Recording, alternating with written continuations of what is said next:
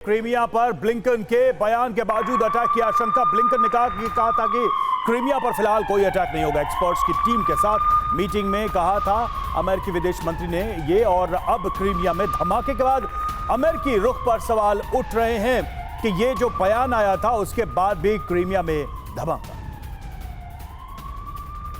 हालांकि इस बात की आशंका बार बार अमेरिका में भी चर्चा के दौरान लगाई जा रही है कि ज़ेलेंस्की अगर लॉन्ग रेंज मिसाइल्स की बार बार डिमांड करते हैं तो क्या जंग में अब दायरा बढ़ाने के तहत ज़ेलेंस्की रशिया पर सीधा वार करने की फिराक में है। और यही वजह है कि अमेरिका से मिल रही मदद को लेकर अमेरिका में भी कई बार सवाल उठाए जा चुके हैं, क्योंकि युद्ध की इस बदलती रणनीति में ये तो पहले ही साफ हो चुका है कि अमेरिका की बदौलत ये युद्ध यूक्रेन 1 साल तक उसमें सामना कर पाया है। लेकिन समझना जरूरी है, अमेरिकी विदेश मंत्री ब्लिंकन ने इस वक्त जो बयान दिया है उसके संकेत क्या हैं और किस लिहाज से इस पूरे हालात को लेकर अब चर्चा की जा रही है। फ्रीडम ऐप से सीखकर आप अचार बनाते हो क्या?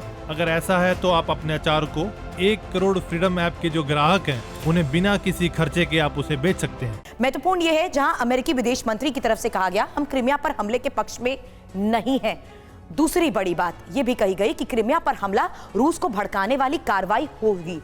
तीसरी महत्वपूर्ण बात, जहां क्रीमिया पुतिन के लिए रेड लाइन है, अटैक होने पर सख्त प्रतिक्रिया का खतरा बना हुआ है। हालांकि अभी जहां जंग चल रही है फिलहाल वहीं यूक्रेन की ज्यादा मदद करने की जरूरत है। महत्वपूर्ण यह भी है, इस हालात को देखते हुए इस वक्त यही बुद्धिमानी वाला कदम होगा जो एंटनी ब्लिंकन ने दोहराया है, क्योंकि रविंद्र सचदेव सर, इस बात का खतरा तो हर बार रहता है। ज़ेलेंस्की जिस लिहाज से लॉन्ग रेंज मिसाइल्स की डिमांड करते हैं, जाहिर सी बात है ब्रिज पर हुए अटैक के बाद उन्होंने जो बाइडेन की भी नहीं सुनी। और यही वजह है कि रशिया के रुख को लेकर अमेरिका में स्पेकुलेशंस लगाए जाते हैं।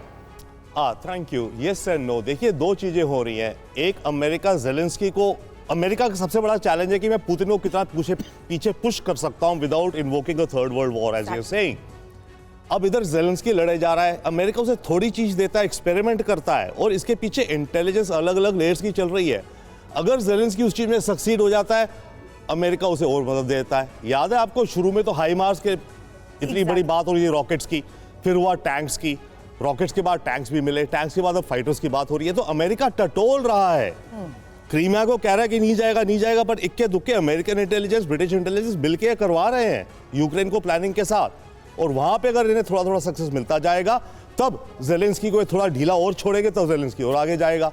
तो बड़ी कैलिब्रेटेड गेम चल रही है यूक्रेन के साथ, इंटेलिजेंस डीपली प्लान्ड आउट करके चीजों की। फ्रीडम ऐप से सीखकर आप अचार बनाते हो क्या? अगर ऐसा है तो आप अपने अचार को 1 करोड़ फ्रीडम ऐप के जो ग्राहक हैं उन्हें बिना किसी खर्चे के आप उसे बेच सकते हैं।